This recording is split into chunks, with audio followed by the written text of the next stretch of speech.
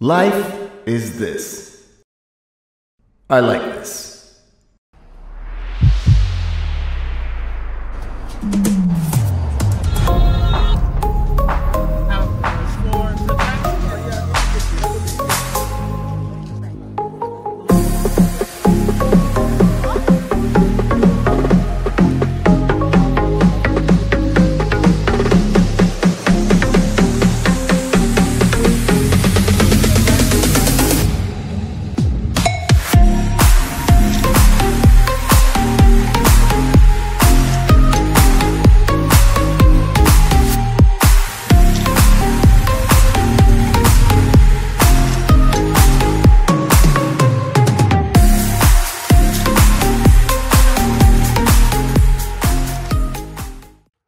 High everyone, আশা করি তোমরা সকলে খুব ভালো আছো।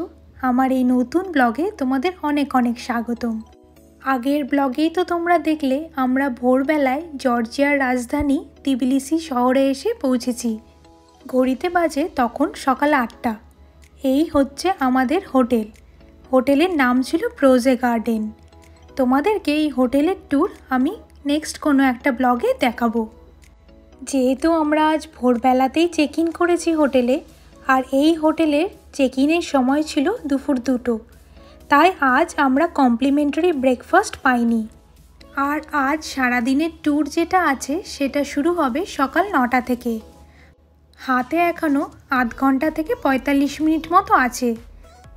এই সময়ের মধ্যে আমরা এখন ব্রেকফাস্টটা সেরে নেব। গুগলে সার্চ করতেই হোটেলের খুব কাছে দেখলাম একটা ম্যাকডি আছে, তো সেখানেই চলে এলাম। নিয়ে নিলাম ব্রেকফাস্টের জন্য এগ মাফিন।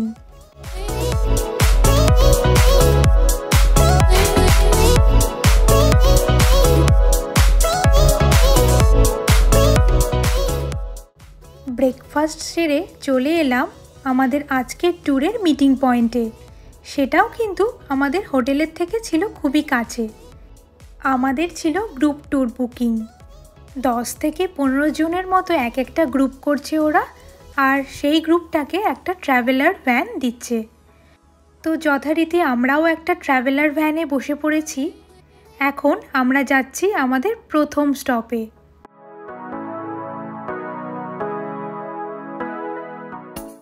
এসে গেছি আমরা আমাদের প্রথম ট্যুরিস্ট স্পটে। এটির নাম হলো জিন ভ্যালি রিজার্ভয়ার। এটি জর্জিয়ার মাখেতা অঞ্চলে আরগাভি নদীর পাশে অবস্থিত। 1980-র দশকে প্রধানত জলবিদ্যুৎ উৎপাদন এবং তিবিলিসির জন্য পানীয় জলের সরবরাহের উদ্দেশ্যে নির্মিত এই আর্টিফিশিয়াল লেক। সুন্দর পাহাড়ি প্রাকৃতিক দৃশ্য দ্বারা বৈশিষ্ট্য এটি জর্জিয়ান মিলিটারি হাইওয়ে ধরে ভ্রমণকারী পর্যটকদের জন্য একটা জনপ্রিয় স্থান। আশেপাশে নানান ধরনের দোকানপাটও বসেছে, যেখানে জর্জিয়ানের পোশাক আশাক, জর্জিয়ান খাবার, নানান ধরনের ফ্রিজ ম্যাগনেট, সোভেনিয়ার এইগুলির রয়েছে।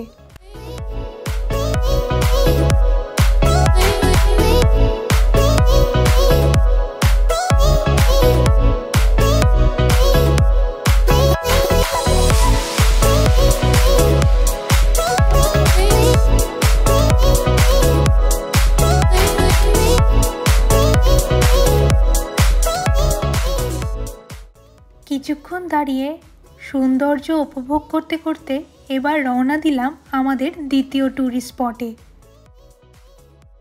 এটি হলো আরাগভি নদীর সঙ্গমস্থল। এটি জর্জিয়ার একটি মনোরম ও ঐতিহাসিকভাবে গুরুত্বপূর্ণ স্থান। আরাগভি নদী তার প্রাকৃতিক সৌন্দর্যের জন্য পরিচিত এবং এটি দুটি নদীর মিলিত প্রবাহের মাধ্যমে গঠিত, সাদা আরাগভি ও কালো আরাগভি, যা পাসানৌরি শহরের কাছে মিলিত হয়।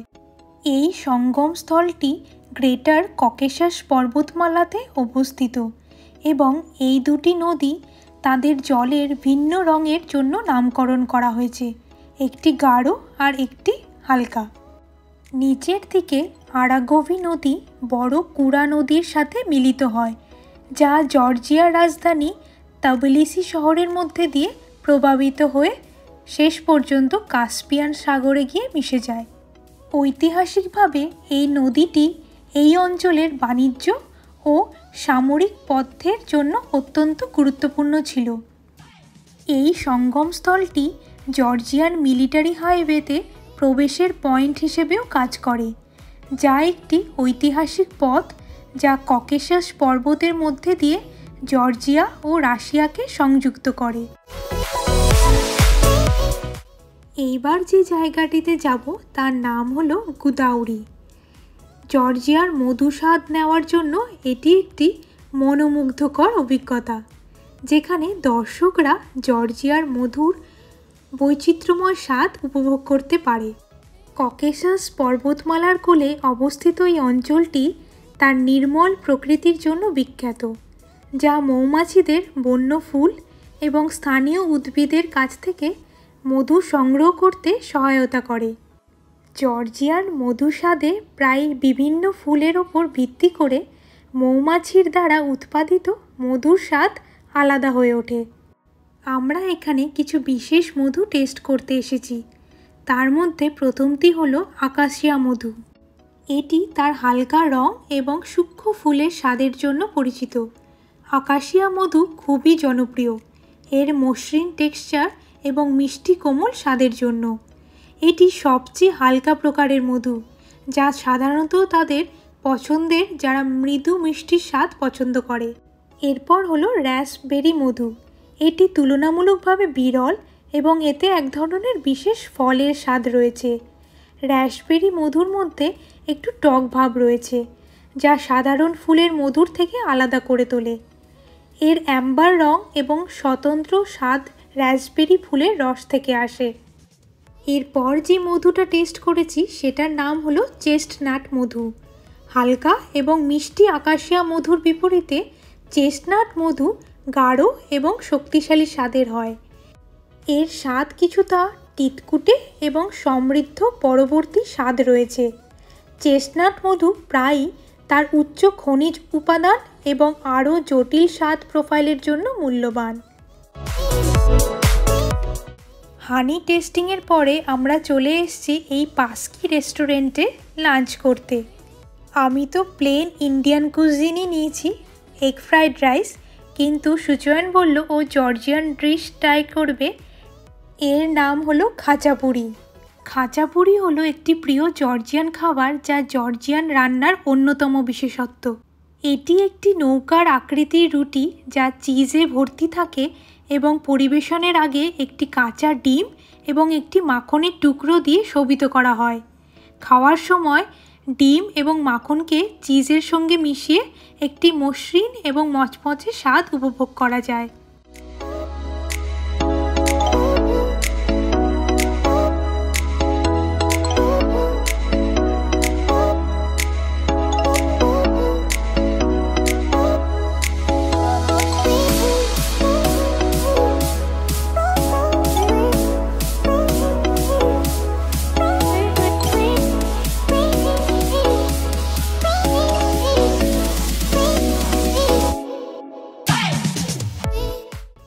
এবার যে জায়গাটায় এসেছি সেটি হলো জর্জিয়ার গেরগেটি ট্রিনিটি চার্চ। এটি জর্জিয়ার কাজবেগি অঞ্চলের একটি চমৎকার জায়গা।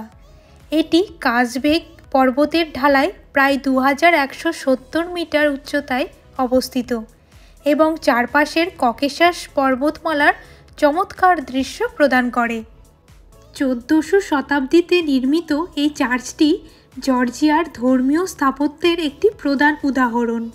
এটি বরফে ঢাকা পর্বতগুলির পটভূমিতে অবস্থিত, যা ফটোগ্রাফার এবং ভ্রমণকারীদের জন্য একটি জনপ্রিয় স্থান। চার্চের চারপাশের এলাকা হাইকিং এবং প্রাকৃতিক সৌন্দর্য উপভোগ করার জন্য একটি দারুণ জায়গা। গেরগেটি ট্রিনিটি চার্চ জর্জিয়ার জনগণের জন্য সাংস্কৃতিক এবং ঐতিহাসিকভাবে গুরুত্বপূর্ণ। এটি জর্জিয়ান খ্রিস্টধর্ম এবং প্রতিরোধের একটি প্রতীক, যা শতাব্দীর পর শতাব্দী বিভিন্ন আক্রমণ ও প্রাকৃতিক বিপর্যয়ের মধ্যে দিয়ে বেঁচে রয়েছে। চার্চটি একটি চ্যালেঞ্জিং কিন্তু পুরস্কৃত হাঁটার মাধ্যমে বা 4x4 যানবাহনের সাহায্যে পৌঁছানো যায়, যা সাহসিকতা ও অ্যাডভেঞ্চারের জন্য একটি অনন্য গন্তব্য।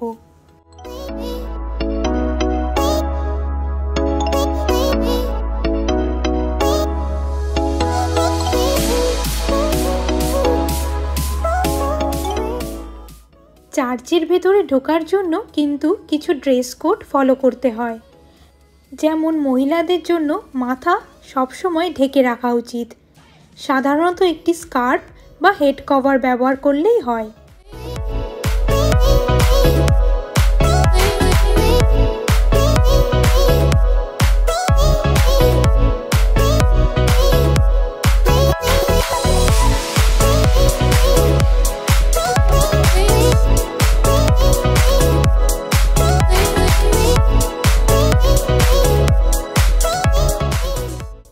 এত সুন্দর একটা জায়গা ছেড়ে সত্যিই যেতে ইচ্ছা করে না। চার্চ থেকে নিচে নামতে কিন্তু খুব একটা কষ্ট হয়নি।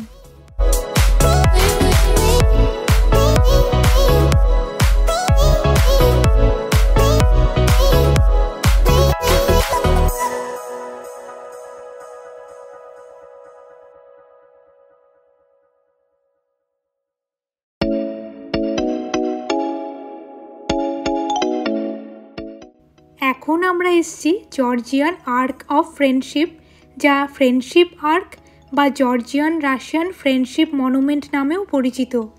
এটি একটি উল্লেখযোগ্য মূর্তিকর্ম যা রাশিয়া এবং জর্জিয়ার সীমান্তবর্তী ককেশাস পর্বতমালায় অবস্থিত।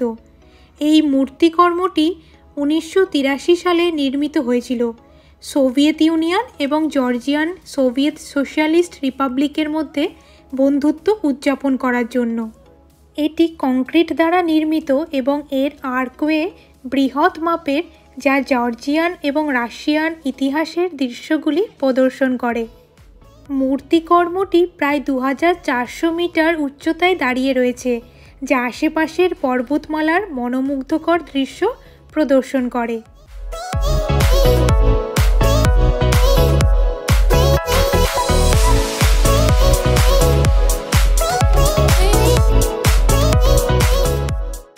এবার আমরা এসেছি আনানুরি দুর্গে। এটি জর্জিয়ার একটি চমৎকার ঐতিহাসিক স্থান, যা তিবিলিসি থেকে প্রায় 70 কিলোমিটার উত্তর পশ্চিমে আরাগোভি নদীর তীরে অবস্থিত। এই মধ্যযুগীয় দুর্গ কমপ্লেক্সটি 1300 শতকের দিকে নির্মিত করা হয় এবং একসময় এটি আরাগোভি রাজবংশের প্রধান শক্তি কেন্দ্র ছিল। দুর্গটির আকর্ষণীয় স্থাপত্যের জন্য এটি পরিচিত, যার মধ্যে একাধিক ভালোভাবে সংরক্ষিত টাওয়ার এবং প্রাচীর রয়েছে। এর মধ্যে একটি প্রধান বৈশিষ্ট্য হল চার্চ অফ অ্যাজাম্পশন, যা সুন্দর মূর্তিকলা ও খোদায়ে সজ্জিত। দুর্গে সেন্ট জর্জেরও গির্জা রয়েছে, যা জর্জিয়ান ক্রসের খোদাইয়ের জন্য পরিচিত। আজকাল আনানুরি একটি ইউনেস্কো বিশ্ব ঐতিহ্য সাইট হিসেবে স্বীকৃতি, যা এর ঐতিহাসিক ও সাংস্কৃতিক মূল্যকে প্রশংসিত করে। এটি বিশ্বের বিভিন্ন প্রান্ত থেকে আগত দর্শকদের আকর্ষণ করে, যারা এর প্রাচীন প্রাচীরগুলি অন্বেষণ করতে এবং প্রাকৃতিক পরিবেশের সুন্দর দৃশ্য উপভোগ করতে আসে।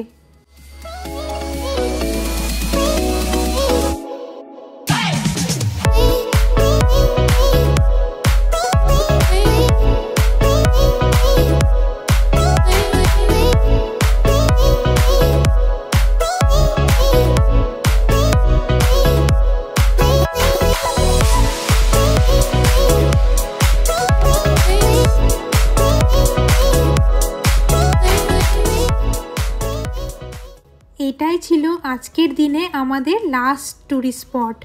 এবার আমরা তিবিলিসি শহরে আবার ফিরে যাব। ঘড়িতে বাজে তখন রাত 9টা।